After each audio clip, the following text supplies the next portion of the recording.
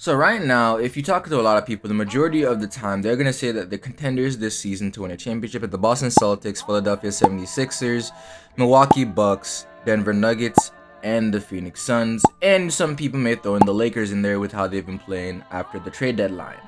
But there's one team that I think that are in that mix of teams that could win it all, that matches up pretty well with everybody else, but people seem to push them off as, that team that's going to be a tough out, but you really can't get it done. And that's the Cleveland Cavaliers. Before we get started, hi, I'm FLB. I make basketball content here on YouTube, and we've been picking some traction this entire season. As the playoffs do go along, I will be uploading a lot more, and I will be streaming a little bit more. I actually will be doing a stream today, so if you see that light blinking where it says live, pop in, say hi. Check it out, see if you like it.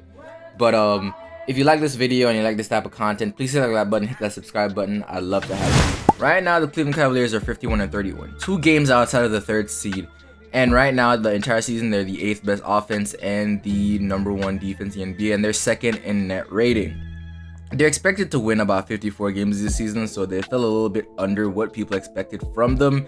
But overall, this team really kind of lived up to the expectation that they got once they traded for Donovan Mitchell. I made a video talking about how good I thought they would be, and that was before Donovan Mitchell even came to this team. And then when he came here, that kind of shook up my entire roster feel. But this team's production, in a sense, has been absolutely incredible.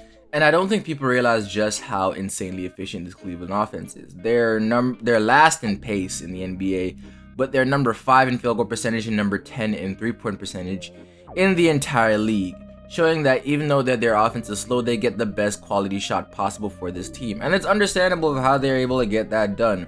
Right now, you have a guard in Darius Garland this season that took a step back with the ball in his hands a little bit more since he got Darius Garland, but was still able to average 22 points per game and 8 assists per game on 46% shooting and 41% from 3, excelling not only on the ball, but off the ball as a catch and shooter, but being able to maneuver in the pick and roll like an absolute maestro and hit his teammates for dimes.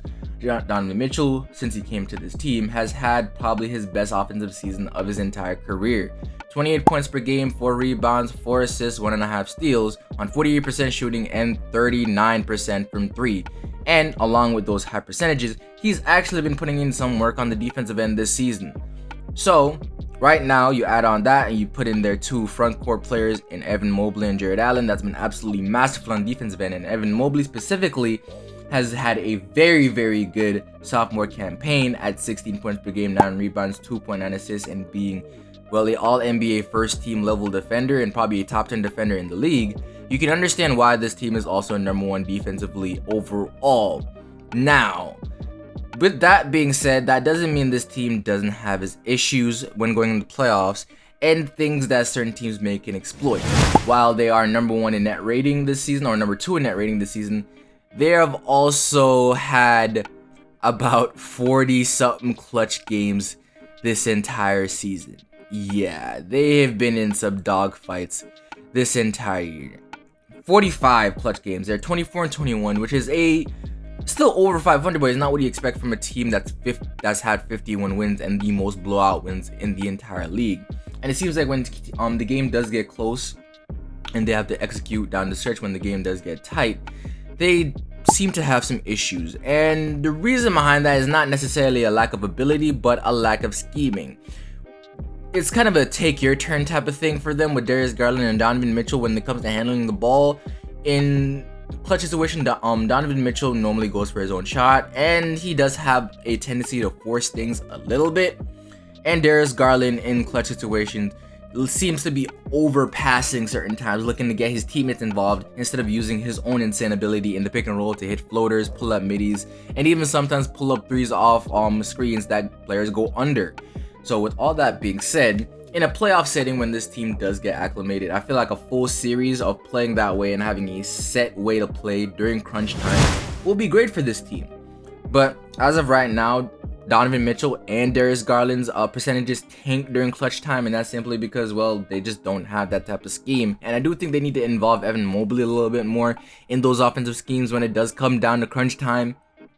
But overall, he has been the defensive anchor for this team that really does keep them keeps team from scoring on them during crunch time and allows them to at least mitigate some of the offensive woes that come with this team. So maybe he just doesn't have the energy sometimes to also be great on both sides of the ball constantly, which is easily to understand. And they do have two other problems that I think aren't as big of issues, but they will become kind of Achilles heel if they go up against elite teams and they're not able to mitigate this.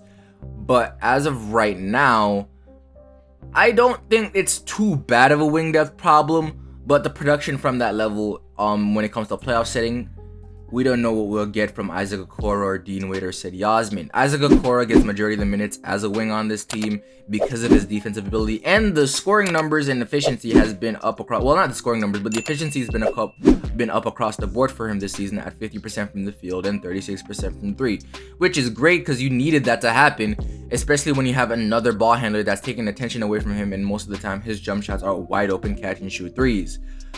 And they have used him in other ways this season, like as the screener and put him in the dunker spot, which allows him to not really muck up the spacing too much.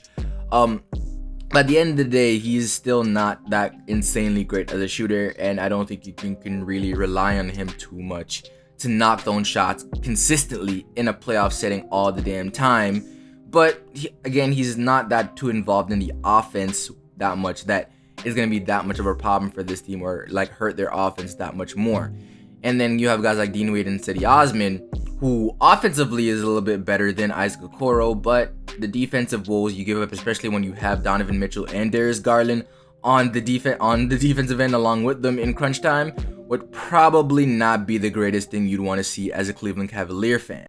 I understand the clutch time defense really isn't too much of an issue for this team right now. I understand that Donovan Mitchell and Darius Garland are both undersized guards, and they're not great on the defensive end. Donovan Mitchell's gotten a little bit better, but if anything, he's been painfully average, and Darius Garland is a little bit below average on that end. But right now, with the front court of Evan Mobley, Jarrett Allen, and Isaac Okoro, you're basically asking teams to matchup hunt the entire time and attack Donovan Mitchell and Darius Garland and probably make a bunch of like contested jumpers over them, because you're not going to score in the paint.